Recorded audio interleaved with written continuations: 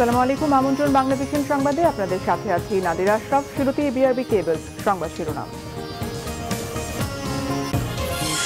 করোনার কারণে এবছরও বাংলাদেশ সহ অন্য দেশ থেকে কেউ হজে যেতে পারবেন না, সুযোগ পাবেন শুধু সৌদিতে বসবাসরতরা, জানিয়েছেন পররাষ্ট্রমন্ত্রী। করোনায় একদিনে আরো ৩৯ মৃত্যু, স্বাস্থ্য খাতে দুর্নীতির অভিযোগ নাকচ স্বাস্থ্যমন্ত্রী। ৩০ জুন পর্যন্ত ছুটি বাড়ল শিক্ষা প্রতিষ্ঠানের। প্রধানমন্ত্রীর সভাপতিত্বে সভায় ৩ উপনির্বাচনে আওয়ামী লীগ প্রার্থী চূড়ান্ত। ঢাকায় আগা খান মিন্টু, কুমিল্লায় হাশেম ও সিলেটে হাবিব মনোনীত। গণতান্ত্রিক প্রতিষ্ঠানগুলোকে বিতর্কিত করছে বিএনপি, বলেছেন ওবায়দুল কাদের। চুরি দুর্নীতি ছাড়া কিছু বোঝে না আওয়ামী লীগ, অভিযোগ মির্জা ফখরুলের। দেখছিলেন বিআরবি কেবল সংবাদ শিরোনাম, এবারে বিস্তারিত। এবারও বাংলাদেশ থেকে কেউ হজ পালনের সুযোগ পাচ্ছেন না। করোনা মহামারীর প্রভাবে এবারও অন্য কোনো দেশ থেকে কাউকে হজ পালনের অনুমতি দেবে না সৌদি সরকার। দেশটির পররাষ্ট্রমন্ত্রীর সাথে কথা বলে টেলিফোনে বাংলাভিশনকে এই তথ্য জানিয়েছেন পররাষ্ট্রমন্ত্রী ডক্টর এ কে আব্দুল মোমেন। এদিকে হজে যেতে না পারলে নিবন্ধিত যে কেউ টাকা ফেরত নিতে পারবেন বলে জানিয়েছেন হাব সভাপতি এম শাহাদাত হোসাইন তসলিম।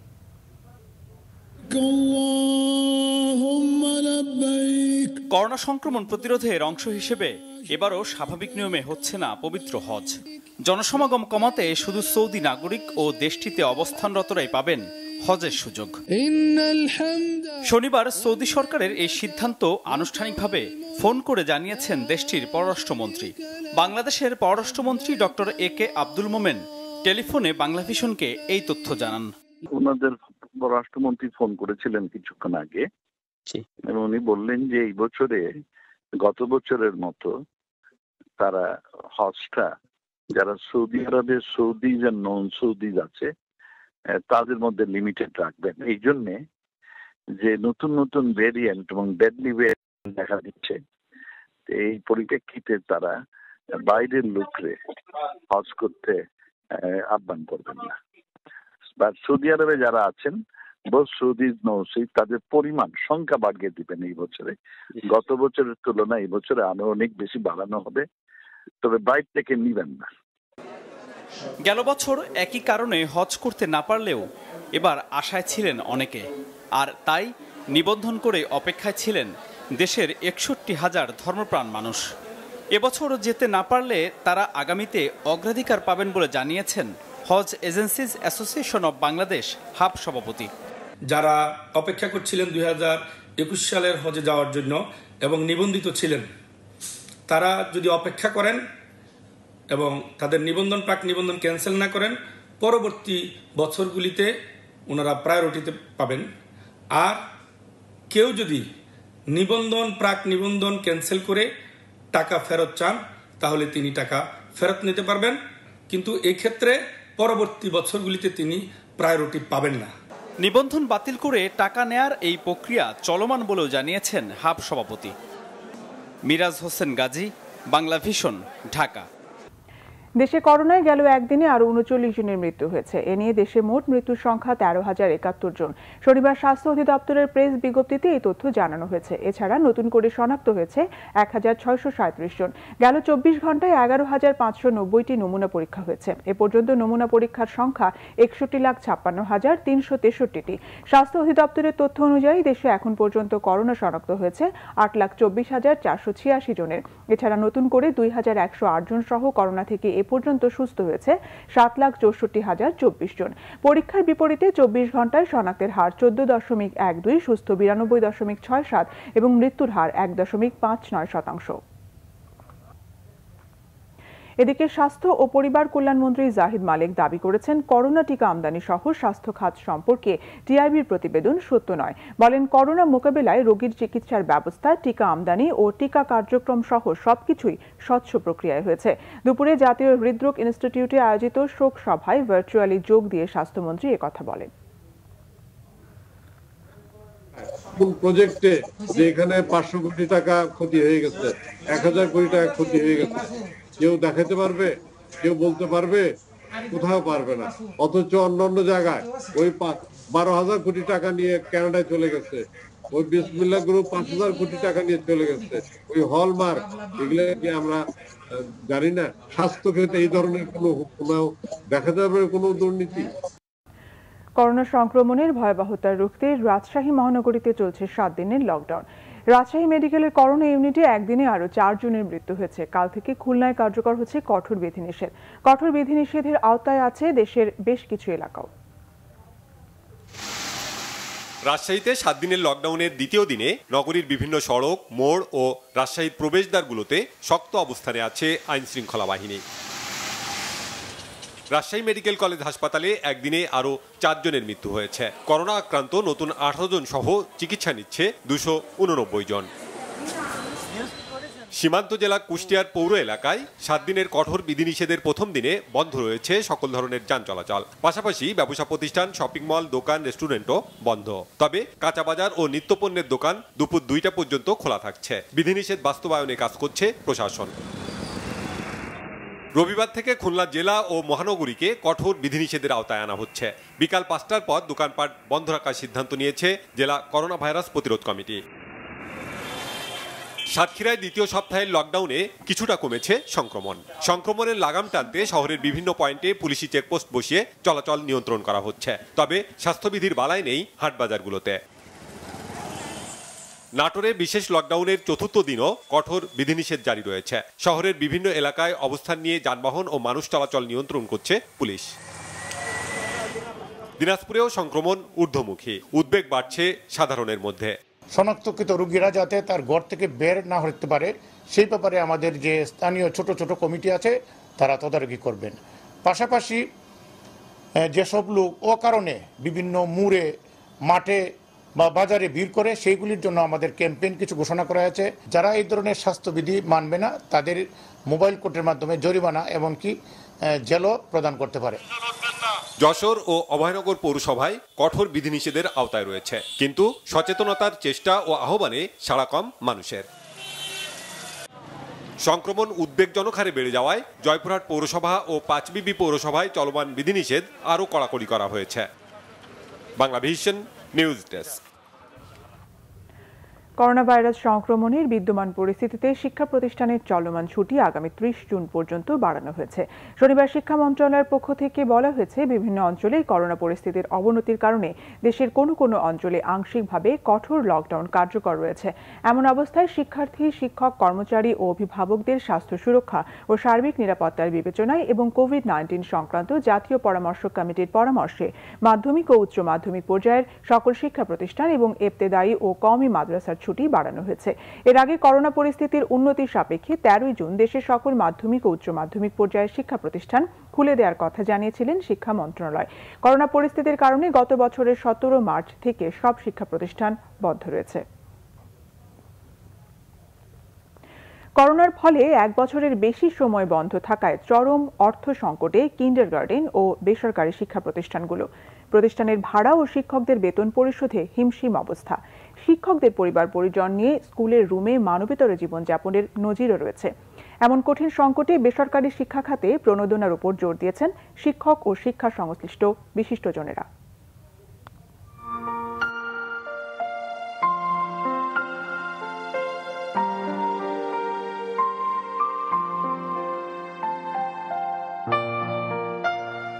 শাহনাজ আক্তার রাজধানীর মোহাম্মদপুর বেরিবাদ এলাকায় নিজের গড়া শিক্ষা প্রতিষ্ঠান টিকিয়ে রাখতে নিরন্তর চেষ্টা তার।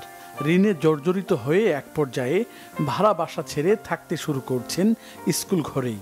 এক রুমে খাই, এক রুমে ঘুমাই। একজন লোক আসলে লজ্জা আমি আমার রুমে নিতে পারি না। এটা ছিল একটা স্কুল, এখন আমি এখানে থাকতেছি। এমন চিত্র মোহাম্মদপুরের আরও কিছু কিন্ডারগার্টেনে। বেশিরভাগ শিক্ষার প্রতিষ্ঠানের প্রধান বা প্রতিষ্ঠাতাদের একই দশা। লোকলজ্জার ভয়ে পারছেন না চরম আর্থিক অসঙ্গতির কথা মুখ ফুটে কাউকে বলতে।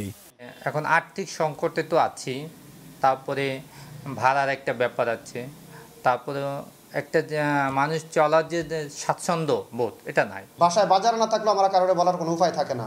অভিভাবকদেরকে যদি কখনো আমরা বলি যে বেতনটা পেমেন্ট করেন, তাদের একটা ডিক্লারেশন, একটাই কথা থাকে, স্কুল খোলা না, স্কুল বন্ধ, আপনাকে কিসের বেতন দিব। এবছর স্কুলগুলোতে শিক্ষার্থী ভর্তি খুবই কম। অর্থনৈতিক অক্ষমতা, শিক্ষক স্বল্পতা সহ বিভিন্ন কারণে তারা পারছেন না অনলাইনে শিক্ষা কার্যক্রম চালাতেই। অধিকাংশ গার্ডিয়ান বলেন, শিক্ষক বলেন, তারা একই ধরনের কথা বলবে, আমাদের পেটে ভাত নাই, আমরা অনলাইনে কেমনে আসবো। এই খাতকে টিকিয়ে রাখতে সরকারের সহযোগিতা চান কিন্ডারগার্টেনের স্কুল শিক্ষক নেতারা। আমি মাননীয় প্রধানমন্ত্রীর কাছে উদাত্ত আহ্বান জানাচ্ছি যে উনি যাতে আমাদেরকে আর্থিক সহায়তা প্রদান করে। বেসরকারি শিক্ষা খাতে বিনিয়োগ বাড়াতে ও প্রণোদনার তাগিদ দিলেন সাবেক তত্ত্বাবধায়ক সরকারের উপদেষ্টা গণস্বাক্ষরতা অভিযানের প্রধান নির্বাহী রাশেদা কে চৌধুরী। শিক্ষায় যদি কোনো প্রণোদনা প্যাকেজ না আসে, শিক্ষাকে যদি আমরা যথাযথ গুরুত্ব না দিই, যথার্থ বিনিয়োগ না করি এবং সেই বিনিয়োগের যথাযথ ব্যবহার না করি, তাহলে হয়তো একটা প্রজন্ম আমরা ক্ষতির মধ্যে ফেলে দেব। এরপরও সংশ্লিষ্টদের প্রত্যাশা করোনা কেটে গেলে শিক্ষার্থীদের উপস্থিতিতে আবারও মুখর হয়ে উঠবে বেসরকারি শিক্ষা প্রতিষ্ঠানগুলো। সৈকত সাদিক, বাংলা ভিশন, ঢাকা। ঢাকা 14 আসনের উপনির্বাচনে শাহ আলী থানা আওয়ামী লীগের সভাপতি আগা খান মিন্টুকে দলের প্রার্থী হিসেবে চূড়ান্ত করা হয়েছে। গণভবনে প্রধানমন্ত্রী শেখ হাসিনার সভাপতিত্বে মনোনয়ন বোর্ডের সভায় এই সিদ্ধান্ত হয়। এছাড়া কুমিল্লা 5 আসনে আবুল হাশেম এবং সিলেট 3 আসনে হাবিবুর রহমানকে উপনির্বাচনে মনোনয়ন দেয় সংসদীয় বোর্ড। এর আগে সকাল 11টায় বৈঠক শুরু হয়। দলের সাধারণ সম্পাদক ওবায়দুল কাদের, উপদেষ্টা পরিষদের সদস্য তোফায়েল আহমেদ, আমির হোসেন আমু, প্রেসিডিয়াম সদস্য শেখ ফজলুল করিম সেলিম, ফারুক খান, ডক্টর আব্দুর রাজ্জাক, জাফরুল্লাহ ও প্রচার সম্পাদক ডক্টর আব্দুল সোবহান গোলাপ সহ সংসদীয় বোর্ডের অন্য সদস্যরা উপস্থিত ছিলেন। নির্বাচন কমিশনের তফসিল অনুযায়ী আগামী 28 জুলাই অনুষ্ঠিত হবে এই 3 আসনের উপনির্বাচন। ঢাকা 14 আসনে আসলামুল হক, কুমিল্লা 5 আসনে সাবেক আইনমন্ত্রী আব্দুল মতিন খসরু এবং সিলেট 3 আসনে মাহমুদুজ্জামান চৌধুরীর মৃত্যুতে আসনগুলো শূন্য হয়। আসন্ন ইউনিয়ন পরিষদ নির্বাচনে আচরণবিধি ভাঙলে দলমত বিবেচনা না করে কঠোর ব্যবস্থা নেওয়ার নির্দেশ দিয়েছেন প্রধান নির্বাচন commissioner K M Nurul Huda. তিনি বলেন, নির্বাচনে প্রার্থীর অধিকার প্রতিষ্ঠায় কাজ করবে নির্বাচন কমিশন। শনিবার সকালে বরিশাল সার্কিট হাউসে নির্বাচন সংশ্লিষ্টদের সঙ্গে বৈঠকে তিনি এসব কথা বলেন। সিইসি বলেন, করোনার কারণে বিভিন্ন এলাকায় নির্বাচন স্থগিত হলেও বরিশাল সহ যেসব এলাকায় সংক্রমণ কম সেরকম 208টি স্থানীয় সরকার প্রতিষ্ঠানে নির্বাচন হবে 21 জুন নির্ধারিত সময়। সভায় স্থানীয় রাজনীতির সমীকরণ আর অভ্যন্তরীণ দলাদলিতে আসন্ন ইউনিয়ন পরিষদ নির্বাচনে বরিশালে বিশৃঙ্খলার শঙ্কা প্রকাশ করেন মাঠ পর্যায়ের নির্বাচন কর্মকর্তারা। প্রার্থীর নির্বাচন প্রচারণার জন্য তার যতটুকু আইনগত এবং বিধিগত যে অধিকার, সে অধিকার প্রতিষ্ঠার জন্য আমরা সবসময় তাদের পাশে থাকব। আমাদের ব্যাপক সংখ্যক ম্যাজিস্ট্রেট নিয়োগ থাকবে, ব্যাপক সংখ্যক আইন শৃঙ্খলা বাহিনীর বিভিন্ন পর্যায়ের সদস্য নিয়োজিত থাকবেন। নির্বাচনের নিয়মকানুন বহির্ভূত কোনো কাজ কিন্তু প্রশ্রয় দেওয়া হবে না এবং সেটা যদি কেউ করতে যান আইন আমলে এনে তাদের বিচারের সম্মুখীন হতে হবে। আওয়ামী লীগ সাধারণ সম্পাদক ওবায়দুল কাদের বলেছেন, যারা দেশের স্বাধীনতা ও মুক্তিযুদ্ধের চেতনায় বিশ্বাসী নয় তারাই দেশকে ব্যর্থ রাষ্ট্রে পরিণত করতে চায়। তিনি বলেন, গণতান্ত্রিক প্রতিষ্ঠানগুলোকে শক্তিশালী করাই সরকারের লক্ষ্য। বিএনপির একের পর এক গণতান্ত্রিক প্রতিষ্ঠানগুলোকে বিতর্কিত করছে। ওবায়দুল কাদের তার সরকারি বাসভবনে নিয়মিত ব্রিফিংকালে এসব কথা বলেন। তিনি বলেন, বিএনপিকে নির্বাচনে বিজয়ের গ্যারান্টি দিলে নির্বাচন কমিশন তাদের ভাষায় হয় নিরপেক্ষ, আর তাদের পক্ষে রায় দিলে বিচার বিভাগ হয় ভালো। তিনি বলেন, বিএনপি নেতাদের অপরাধ ও দুর্নীতির বিচার না করলে দুর্নীতি দমন কমিশন ভালো। আওয়ামী লীগ সাধারণ সম্পাদক বলেন, ক্ষমতা ফিরে পাওয়ার মোহে বিএনপি নেতারা এখন মিথ্যাচার ও ষড়যন্ত্রের পথ বেছে নিয়েছেন। তাদের কোনো ষড়যন্ত্রই সফল হবে না বলেও মন্তব্য করেন ওবায়দুল কাদের। আমরা বিএনপিকে বলতে চাই, সরকার নয়, বিএনপি দেশকে অকার্যকর রাষ্ট্রে পরিণত করতে চায়। শেখ হাসিনার নেতৃত্বে দেশ বর্তমানে উন্নয়নশীল দেশের মর্যাদায় অভিষিক্ত। বাংলাদেশ আজ বিশ্বসভায় সম্ভাবনাময় দেশ।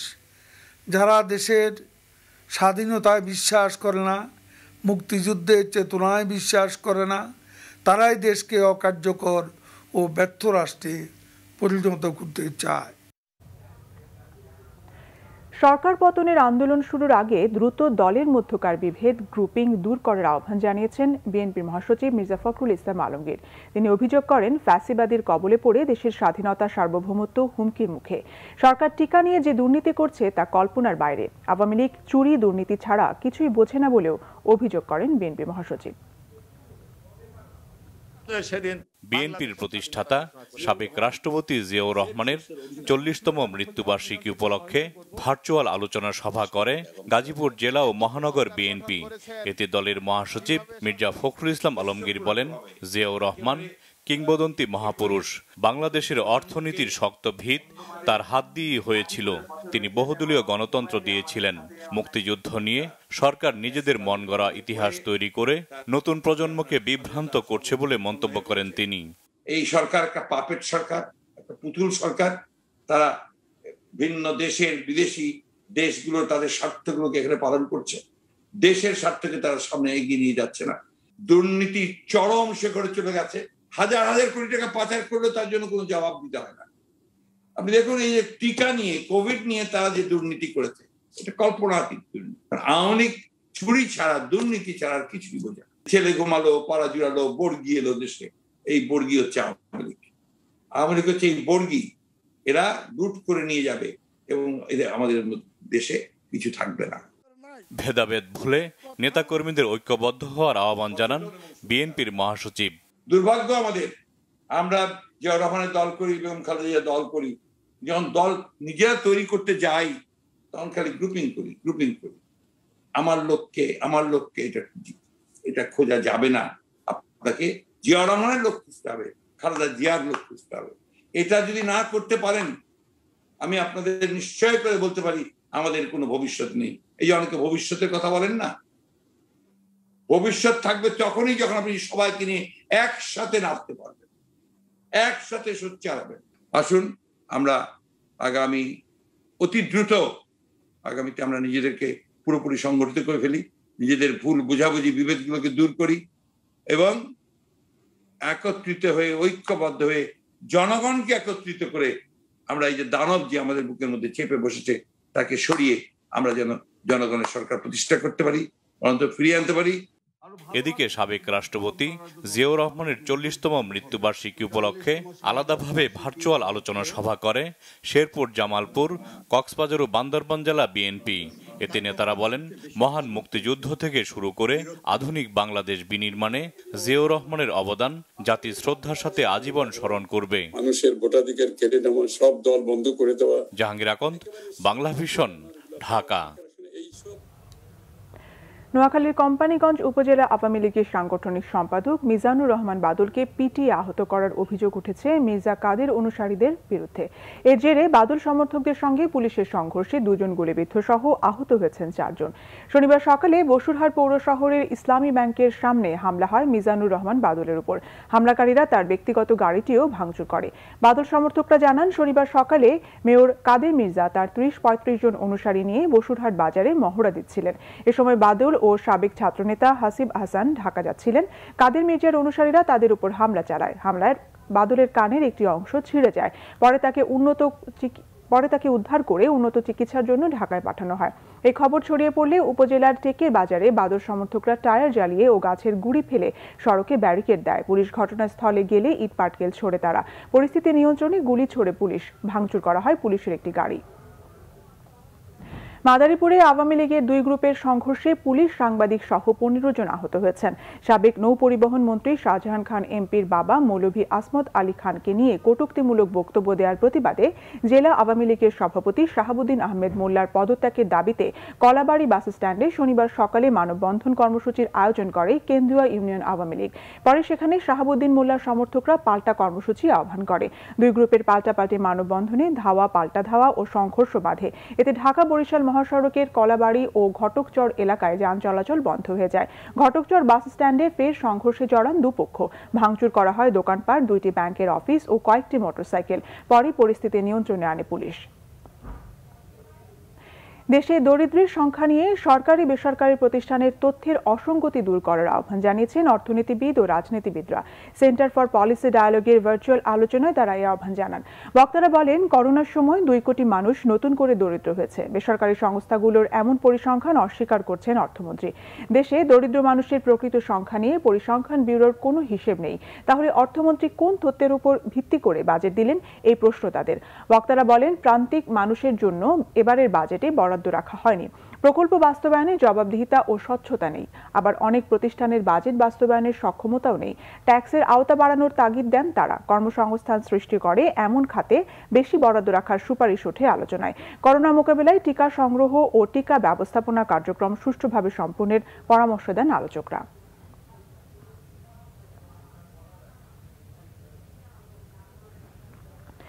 ইউরোপের দেশ সার্বিয়ার শ্রমবাজারে প্রবেশ করল বাংলাদেশ। প্রথম দিনে শনিবার সকালে 9 জন দক্ষ কর্মী গেলেন দেশটিতে, যাদের বেতন হবে সর্বনিম্ন 45,000 টাকা।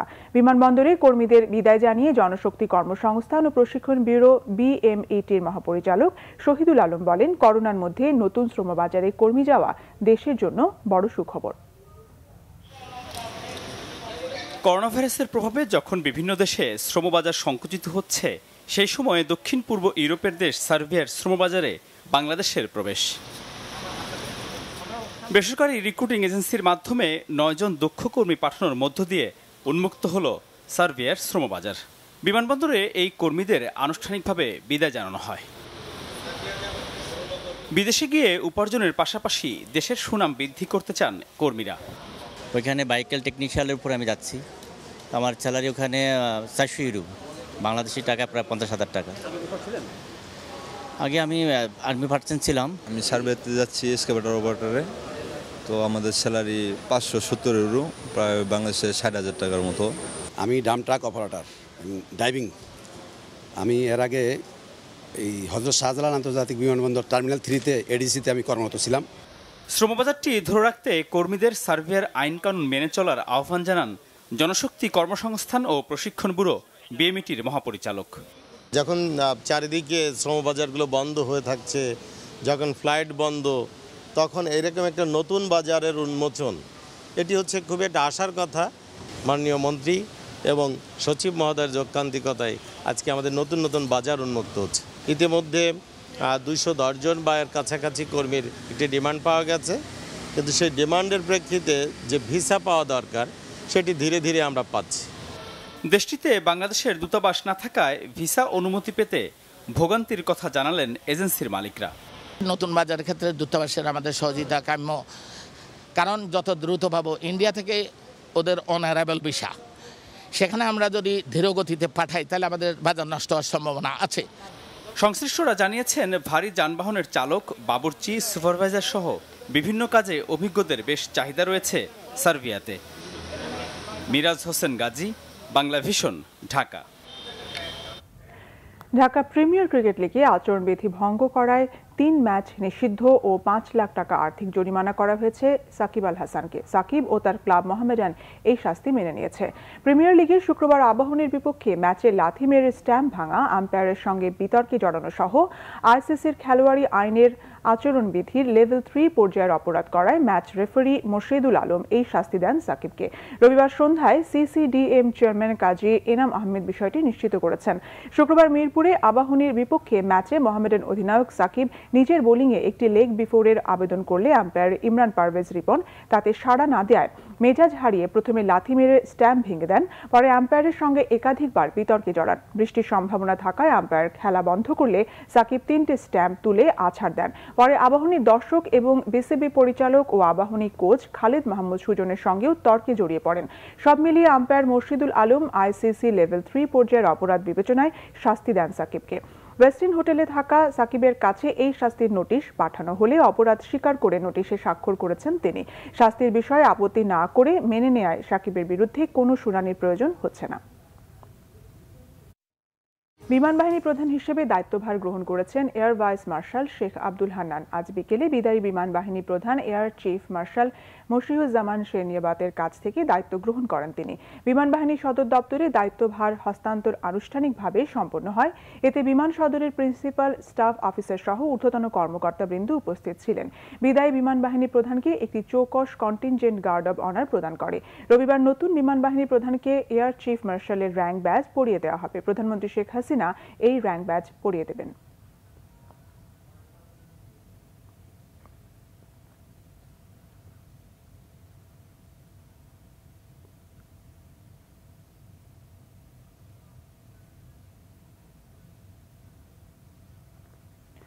সামাজিক 3 সমস্যা মাদক, কিশোর গ্যাং ও টিকটক থেকে উত্তরণে রাষ্ট্রের পাশাপাশি সকলের সমন্বিত পদক্ষেপ দরকার বলে অভিমত সমাজের বিশিষ্টজনের।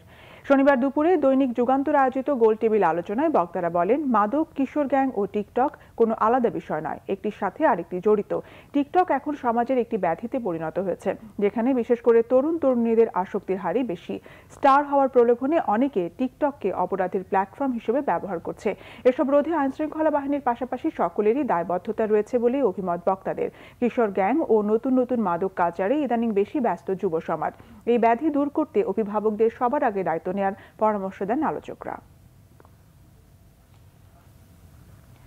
ফিলিস্তিনের রাষ্ট্রদূতের নামে ফেসবুকে ভুয়া আইডি খুলে অর্থ সংগ্রহের অভিযোগে ইয়াসিন আরাফাত নামে এক যুবককে গ্রেফতার করেছে গোয়েন্দা পুলিশ। আরও কিছু প্রতারক চক্রকে চিহ্নিত করা হয়েছে বলেও জানান গোয়েন্দারা।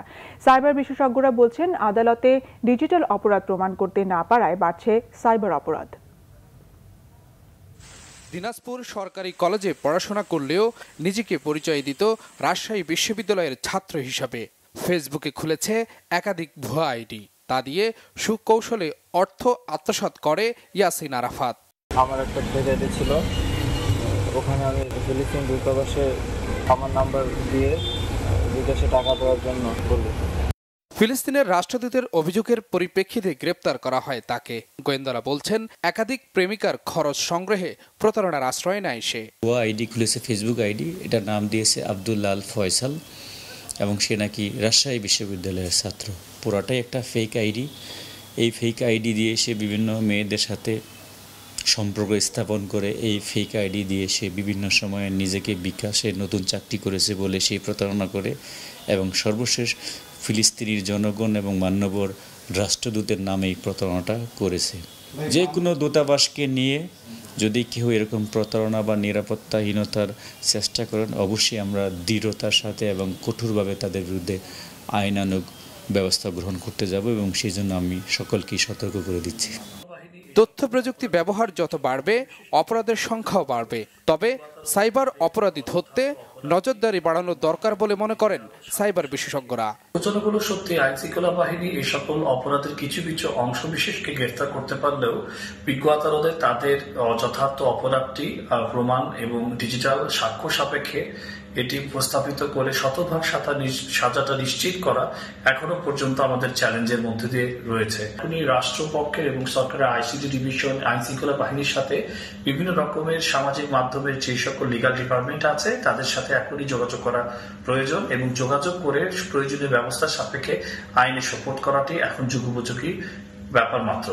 অনলাইনে প্রতারণার হার দিন দিন বাড়ছে, তা রুখতে কঠোর নজরদারির পাশাপাশি সচেতনতার বিকল্প নেই বলে মনে করেন সংশ্লিষ্টরা। S M Foyez, Bangla vision, Dhaka. সংবাদ শেষ করব বিআরবি কেবল শিরোনামগুলো আরেকবার জানিয়ে। করোনার কারণে এবছরও বাংলাদেশ সহ অন্য দেশ থেকে কেউ হজে যেতে পারবেন না, সুযোগ পাবেন শুধু সৌদিতে বসবাসরতরা, জানিয়েছেন পররাষ্ট্রমন্ত্রী। করোনায় একদিনে আরও ৩৯ মৃত্যু, স্বাস্থ্য খাতে দুর্নীতির অভিযোগ নাকচ স্বাস্থ্যমন্ত্রী। ৩০ জুন পর্যন্ত ছুটি বাড়ল শিক্ষা প্রতিষ্ঠানের। প্রধানমন্ত্রীর সভাপতিত্বে সভায় ৩ উপনির্বাচনে আওয়ামী লীগ প্রার্থী চূড়ান্ত। ঢাকায় আগা খান মিন্টু, কুমিল্লায় হাশেম ও সিলেটে হাবিব মনোনীত। গণতান্ত্রিক প্রতিষ্ঠানগুলোকে বিতর্কিত করছে বিএনপি, বলেছেন ওবায়দুল কাদের। চুরি দুর্নীতি ছাড়া কিছু বোঝে না আওয়ামী লীগ, অভিযোগ মির্জা ফখরুলের। এ ছিল এখনকার মতো। পরের সংবাদ রাত 10:30টায় দেখার আমন্ত্রণ রইল। এছাড়া বাংলাভিশন সংবাদ ও সংবাদ সংশ্লিষ্ট অনুষ্ঠান দেখতে ভিজিট করুন www.banglavision.tv ও facebook.com/banglavision এবং সাবস্ক্রাইব করুন youtube.com/banglavision। সঙ্গে থাকার ধন্যবাদ।